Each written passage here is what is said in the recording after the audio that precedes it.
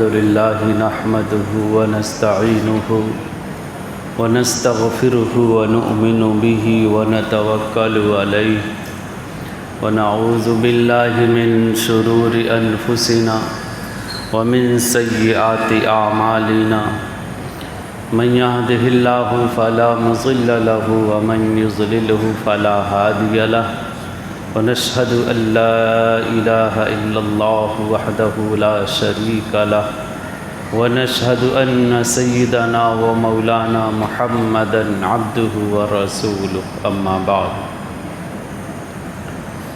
قال جبريل عليه السلام فأخبرني عن الساعة قال النبي صلى الله عليه وسلم ما المسؤول عنها بأعلم من السائل صدق اللہ العظیم۔ محترم سامعین کرام، بزرگان محترم، یہ حدیث جبریل چل رہی ہے۔ جب جبریل علیہ السلام نے مدنی آقا محمد رسول اللہ صلی اللہ علیہ وسلم سے پوچھا کہ اسلام کیا چیز ہے، تو رسول اللہ صلی اللہ علیہ وسلم نے بتایا ان تشہد باللہ وان محمد رسول اللہ وتقیم الصلاۃ وتؤتی الزکاۃ وتصوم رمضان وتحج البیت ان استطعت الیہ سبیلا۔ 5 چیزیں اسلام ہیں: نماز پڑھو، زکوٰۃ دو، روزہ رکھو، اللہ اور اللہ کے رسول پر ایمان لاؤ، اور اگر استطاعت ہو، ممکن ہو، کر سکتے ہو تو حج کرو۔ یہ اسلام 5 چیزیں۔ پھر جبریل علیہ السلام نے ایمان کے متعلق فرمایا، پوچھا تو مدنی آقا محمد رسول اللہ صلی اللہ علیہ وسلم نے 6 چیزوں کے بارے میں ان تؤمن باللہ وملائکتہ وکتبہ ورسلہ والیوم الآخر ان تؤمن بالقدر من خیرہ وشرہ۔ اللہ پر ایمان لاؤ، اس کے رسولوں پر ایمان لاؤ، اس کی کتابوں پر ایمان لاؤ، آخرت کے دن پر ایمان لاؤ، اور اچھی بری تقدیر پر ایمان لاؤ۔ 6 چیزیں بتائیں۔ احسان کے بارے میں جب جبریل علیہ السلام نے فرمایا تو 2 چیزیں بتائیں: ان تعبد اللہ کأنک تراہ فإن لم تکن تراہ فإنہ یراک، کہ تم اللہ کی عبادت اور اللہ کو ایسے حاضر ناظر جانو کہ گویا اللہ رب العزت کی ذات گرامی تمہیں دکھ رہی ہے ہمیشہ عبادت میں بھی۔ اور اگر یہ کیفیت نہیں پیدا ہو پا رہی ہے تو اس بات کا حتمی اور یقین ہونا چاہیے جزم کے ساتھ کہ اللہ رب العزت تو ہمیں ہر حال میں دیکھ ہی رہے ہیں۔ لیکن جب چوتھی چیز جبریل علیہ السلام نے پوچھی، فاخبرنی عن الساعہ، اے محمد صلی اللہ علیہ وسلم، قیامت کب آئے گی؟ الساعہ قیامت کب آئے گی، اس کے بارے میں ذرا بتلا دیں۔ تو مدنی آقا محمد رسول اللہ صلی اللہ علیہ وسلم نے فرمایا، مل مسئول عنہا بأعلم من السائل،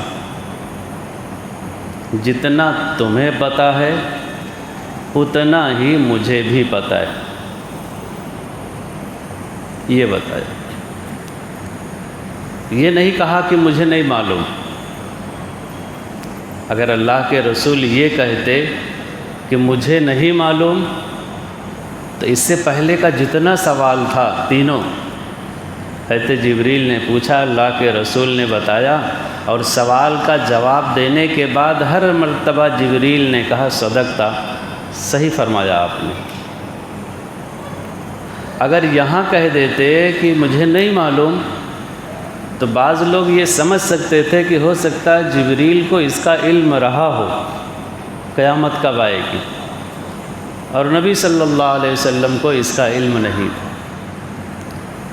حالانکہ حقیقت ایسی نہیں تھی، حضرت جبریل کو بھی نہیں معلوم کہ قیامت کا وقوع کب ہوگا، قیامت کب آئے گی، یہ نہیں معلوم۔ وہی بات اللہ کے رسول نے بھی بتائی کہ مل مسئول عنہا بعالم من السائل، قیامت کب آئے گی اس کا علم نہ تو تجھے ہے اور نہ ہی ہمیں، دونوں اس بارے میں برابر ہیں۔ جبریل علیہ السلام نے کہا اچھی بات ہے، اگر نہیں معلوم تو کچھ اس کی نشانیاں ہی بتا دیں۔ نہیں معلوم، کیوں نہیں معلوم؟ اللہ کے رسول نے آیت پڑھی، سورہ لقمان کی آخری آیت 21ویں پارے کی، ان اللہ عندہ علم الساعۃ وینزل الغیث ویعلم ما فی الارحام وما تدری نفس ماذا تکسب غدا وما تدری نفس بأی ارض تموت۔ 5 چیزیں مغیبات میں سے ہیں، غیب کی چیزوں میں سے ہیں، جن کا علم سوائے اللہ کے اور کسی کو نہیں معلوم۔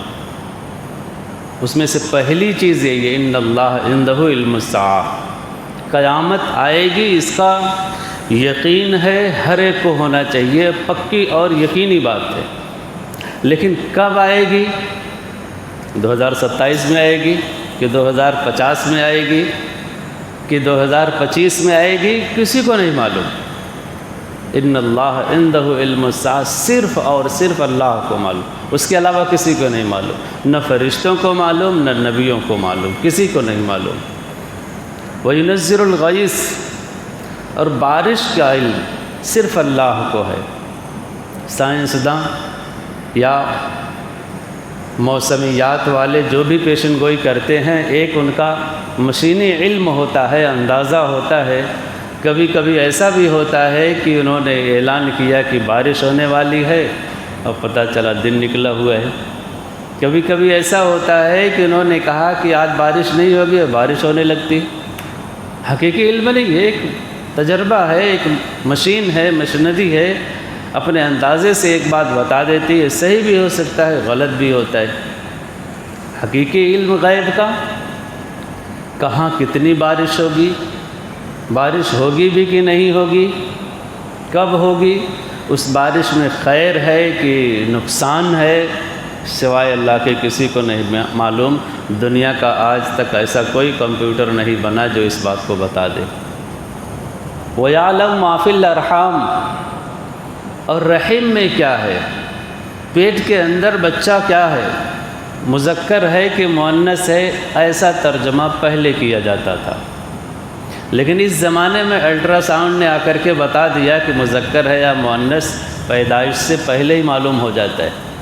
اور غیب اس کو کہتے ہیں جو صرف اللہ جانے، اللہ کے علاوہ کوئی نہ جانے۔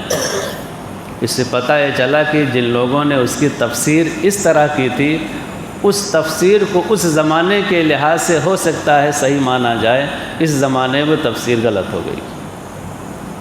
اور اللہ نے ایسا کچھ اس میں کہا بھی نہیں کہ مذکر اور مؤنث مراد ہو، اس لیے کہ انسانوں کے لیے، ذوی العقول کے لیے من کا لفظ استعمال ہوتا ہے عربی میں، اور ماں یہ غیر ذوی العقول کے لیے ہوتا ہے، انسانوں سے ہٹ کر کے، اور اس آیت میں ماں کا ہی استعمال ہے۔ لہذا وہ بچہ کس کیفیت پر ہوگا، کس حالت پر ہوگا، نیک ہوگا کہ برا ہوگا، یعنی اس کے اخلاق کیا ہوں گے، اس کے صفات کیا ہوں گے، اس کا مقدر کیا ہوگا، یہ سب اس کا اصل معنی ہے، جو آج بھی اللہ رب العزت کے لیے ثابت ہے۔ کوئی نہیں جانتا، دنیا کی کوئی مشینری ایسی نہیں جو بتا دے کہ یہ بچہ دنیا میں آنے کے بعد اللہ کا ولی ہوگا یا کہ وقت کا فرعون اور کامان اور ٹرمپ ہوگا، کوئی نہیں بتا سکتا۔ آج بھی غیب کی چیزوں میں سے ہے۔ وما تدری نفس مادہ تکسب غدا، اور کوئی یہ بھی نہیں جانتا کہ کل کو کیا اس کو ملنے والا ہے۔ آدمی محنت کر رہا ہے، کوشش کر رہا ہے، اس کے نتیجے میں ایک اندازہ ہے کہ کل ہو سکتا ہے اس کی مزدوری ملے، منافع ملے، ملے گا بھی کہ نہیں ملے گا، کتنا ملے گا، نفع ہے، ضار ہے، نقصان ہے، یہ آج تک کوئی نہیں بتا سکا۔ یہ بھی غیب کی چیزوں میں سے۔ وَمَا تَدْرِي نَفْسٌ بِأَيِّ أَرْضٍ تَمُوتُ، اور آدمی کہاں مرے گا یہ بھی نہیں معلوم۔ بہت سے لوگ گاؤں میں زندگی بسر کر دیتے ہیں، آخری وقت میں ممبئی آ گئے، پتہ چلا ان کی موت ممبئی میں مقدر تھی۔ زندگی بھر پلے بڑھے یہاں، گاؤں کبھی گئے ہی نہیں، اور ایسا مرحلہ ان کے سامنے پیش آ گیا کہ ان کو گاؤں جانا مجبوری بن گئی، وہاں گئے ہی انتقال کر گئے۔ بہت ساری مثالیں اس طرح ہیں ہمارے سامنے کہ کس سرزمین میں اس کی موت آئے گی یہ آج تک کوئی نہیں بتا سکا، یہ بھی غیب کی باتوں۔ تو اللہ کے رسول صلی اللہ علیہ وسلم نے وہاں یہ آیت تلاوت فرمائی اور بتا دیا کہ قیامت کا علم یہ غیب کی چیزوں میں سے ہے، سوائے اللہ کے کسی کو نہیں معلوم۔ اے جبریل، نہ تو مجھے معلوم ہے نہ ہی تمہیں معلوم ہے۔ تو جبریل علیہ السلام نے کہا اچھی بات ہے، کوئی بات نہیں ہے، اچھا ٹھیک ہے، اس کی علامتوں کو ہی بتا دیں۔ فَأَخْبِرْنِي عَنْ أَمَارَاتِهَا، اس کی نشانیوں کو ہی بتا دیں۔ اگر یہ نہیں معلوم کہ قیامت کب آئے گی تو اس کے آنے کی علامتیں کیا ہیں، نشانیاں کیا ہیں، یہی بتا دیں۔ تو اللہ کے رسول صلی اللہ علیہ وسلم نے اس حدیث پاک میں 2 نشانیاں بتائیں۔ باقی قیامت کے وقوع کی بہت ساری نشانیاں ہیں جو مختلف احادیث میں، مختلف کتابوں میں مذکور ہے۔ کہیں 10 کا تذکرہ ہے، کہیں 22 کا تذکرہ ہے، سب ٹوٹل کرو تو کہیں 72 کا تذکرہ ہے، وغیرہ ذالک بہت ساری نشانیاں ہیں، کچھ چھوٹی ہیں، کچھ بڑی ہیں، مختلف کتابوں میں مذکور۔ انشاءاللہ ان کو بھی کبھی ترتیب سے بیان کیا جائے گا۔ اس حدیث میں صرف 2 نشانیاں بیان کی۔ پہلی نشانی کیا؟ ان تلد الامۃ ربتہا، قیامت کی من جملہ نشانیوں میں سے ایک نشانی یہ بھی ہے کہ باندی لونڈی اپنی مالکہ کو جنے گی، اپنی مالکن جنے گی۔ دوسری حدیث میں ہے ان تلد الامۃ ربہا، کہ باندی اپنے آقا کو جنے گی۔ اگر وہ دور آ جائے تو سمجھ لو قیامت قریب آ گئی ہے، بس آنے ہی والی ہے۔ اس حدیث کو، اس ٹکڑے کی کئی تفسیریں ہیں۔ پچھلے زمانے کے لحاظ سے اس کی تفسیر بڑی آسان تھی۔ آج کے 100-200 سال پہلے آپ جائیں، اس وقت جو جنگیں ہوتی تھیں، جو قوم فاتح ہوتی تھی، جیتتی تھی، تو مفتوح کے لوگوں کو وہ پکڑ لیا کرتی تھی۔ مردوں کو غلام بنا لیتے تھے، عورتوں کو باندیاں بنا لیتے تھے۔ کہ اس دور میں جائز تھا، حلال طریقہ تھا، یہی اس وقت کا رواج ہی تھا۔ تو جو باندیاں ہوتی تھی وہ آقا کی ملکیت میں ہوتی تھی۔ جس طرح اپنی بیوی سے صحبت کرنا اور صحبت اختیار کرنا جائز تھا، باندیوں سے بھی صحبت کرنا جائز تھا۔ اپنی بیوی سے جس طرح اولاد آقا پیدا کرتا تھا، باندیوں سے بھی اولاد پیدا کرتا تھا۔ ماں یعنی باندی ہی رہتی تھی، لیکن اس سے حاصل ہونے والی اولاد وہ آقا کی اولاد ہو کر کے آزاد ہوتی تھی۔ ان تلد الامۃ ربتہا، کہ ایک دور ایسا آئے گا کہ باندیاں اپنے آقا کو جنیں گی، اپنی مالکن کو جنیں گی۔ 100 سال پہلے اگر اس کی تفسیر دیکھیں تو بڑی آسان تھی۔ اس دور میں باندیاں ہوتی تھیں اور ان سے آقا اولاد حاصل کرتے تھے۔ کبھی لڑکیاں پیدا ہوتی تھیں، کبھی لڑکے پیدا ہوتے تھے، اور وہ لڑکے لڑکیاں مالک کے ہوتے تھے، آقا کے ہوتے تھے، آقا کی طرح وہ بھی آزاد ہوتے تھے، اور انہی کی ماں جن سے وہ پیدا ہوئے ہیں وہ باندی کی باندی ہی رہتی تھی۔ جس طرح آقا حکم چلاتا تھا اسی طرح وہ لڑکیاں اور لڑکے بھی حکم چلاتے تھے۔ اس تفسیر کے لحاظ سے بالکل یہ صورت ہو چکی۔ یہ اس کی علامت ہے، نشانی ہے قیامت کے آنے کی۔ اگر ایسا ہو تو سمجھ لو کہ قیامت قریب آ گئی۔ ایک دوسری تفسیر بھی علماء نے لکھی ہے جو ہمارے زمانے کے اعتبار سے بڑی وضاحت کے ساتھ ہر ماں باپ کہہ لیجئے تقریباً 100% میں سے 99% اس کا مشاہدہ کر رہے ہیں۔ اولاد اپنے ماں باپ کی نافرمان ہوگی، اس کا یہ ترجمہ ہے، ان تلد الامۃ ربتہا، اولادیں اپنے ماں باپ کی نافرمان ہوں گی، یہ اس کا ترجمہ ہے۔ اور جب ایسا دور آ جائے تو آپ سمجھ لو کہ قیامت بس آنے ہی والی ہے، دروازے تک پہنچ گئی ہے، دروازے کے اندر داخل ہونا باقی۔ آج ہم جس زمانے میں جی رہے ہیں تقریباً ایسے ہی ہے۔ ہر ماں باپ اس بات سے حیران اور پریشان ہیں کہ اولاد ان کے کہنے میں ہے ہی نہیں۔ اولاد سے ہم کچھ چاہتے ہیں اور اولاد کچھ کر رہی ہے۔ حتیٰ کہ لڑکا چلو ٹھیک ہے باہر رہتا ہے، طاقتور ہوتا ہے، کماتا ہے، تھوڑا غرور اور تکبر اس کے اندر سمجھ میں آ سکتا ہے، لیکن لڑکیاں جو عام طور سے ماں باپ کی اطاعت گزار فرما بردار ہونی چاہیے اور ہوتی بھی ہیں، وہ بچیاں بھی اپنے ماں باپ سے نافرمانی کا کر رہی ہیں۔ گھر سے باہر سے آئیں، اسکول سے آئیں، آفس سے آئیں، آتے ہی کافی تیار ہے کہ نہیں، چائے بنی ہے کہ نہیں، کھانا لگا نہیں ابھی تک، اور گھر میں ہے کون؟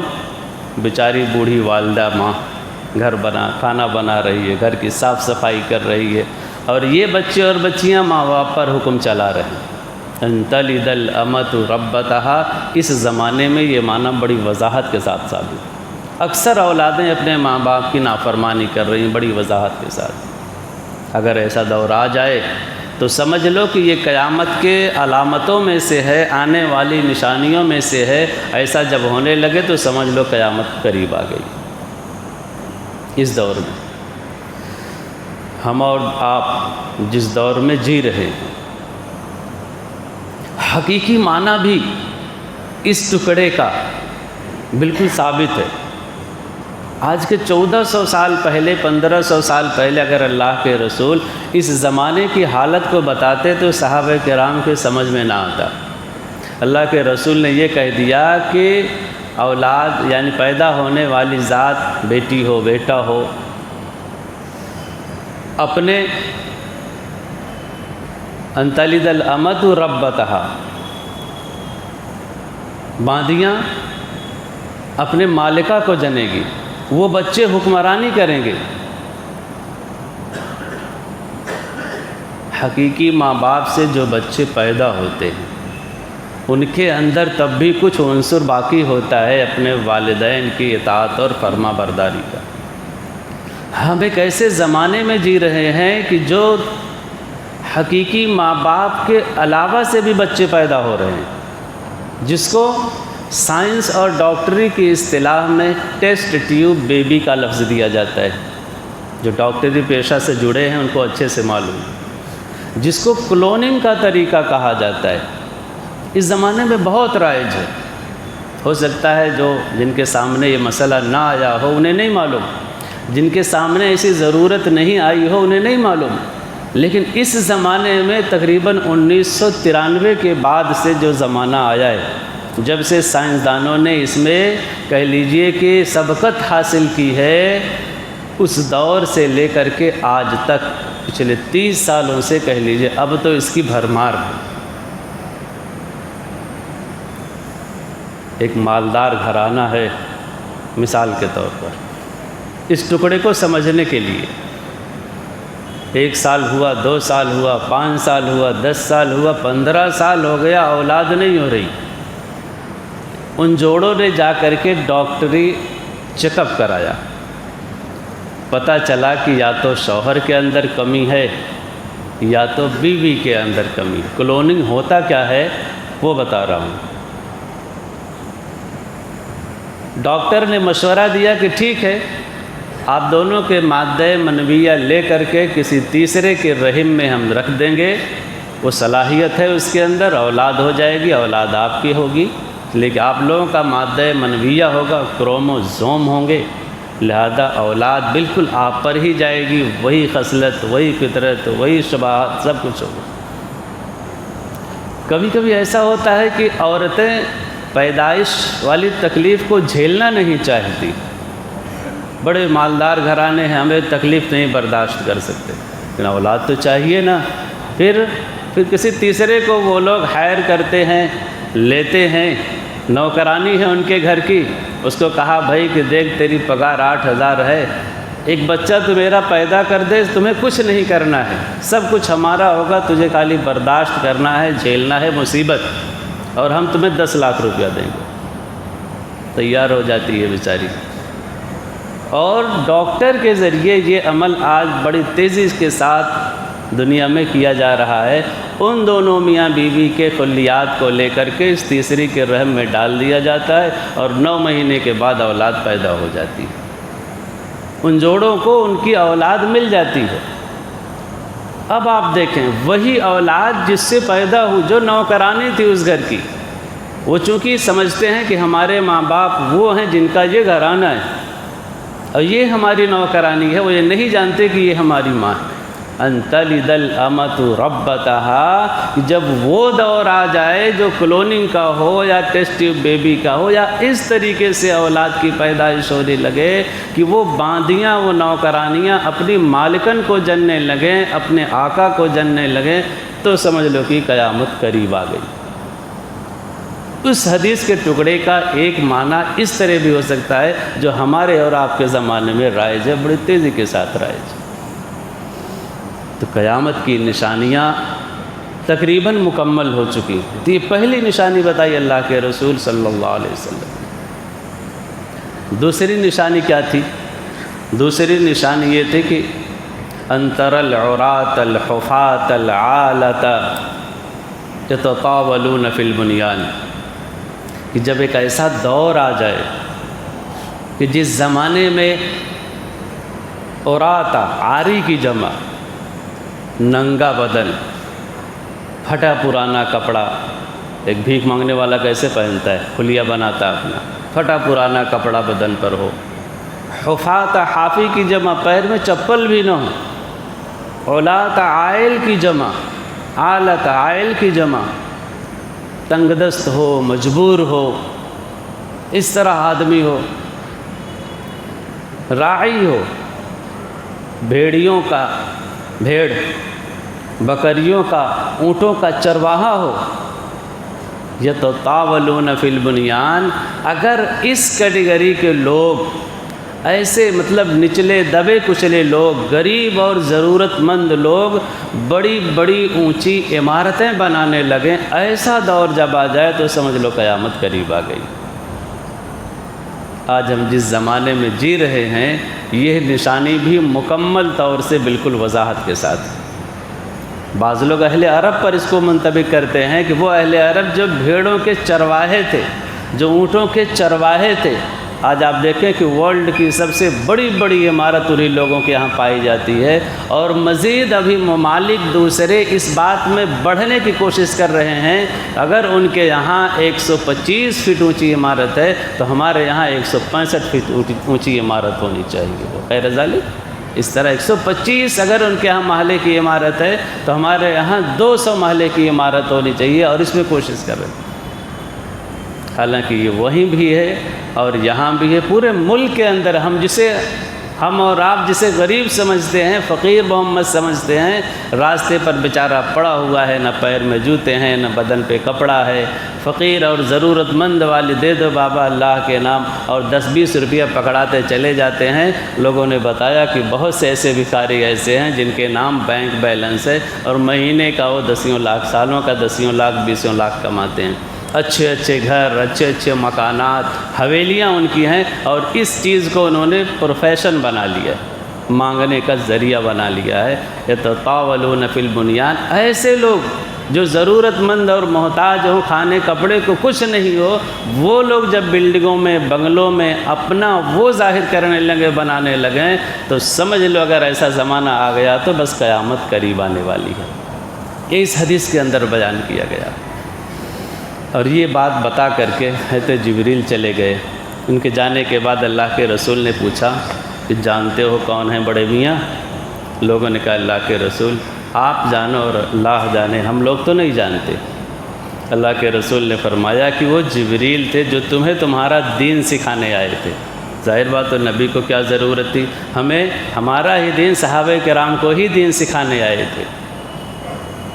اس بات کو رک کر کے ایک مسئلہ بتا کر کے بات ختم کرتا ہوں کہ اس زمانے میں ابھی بھی ایسے بہت سے لوگ ہیں جو یہ سمجھتے ہیں کہ اولیاء کرام کو، اللہ والوں کو غیب کی بات کا علم ہوتا ہے۔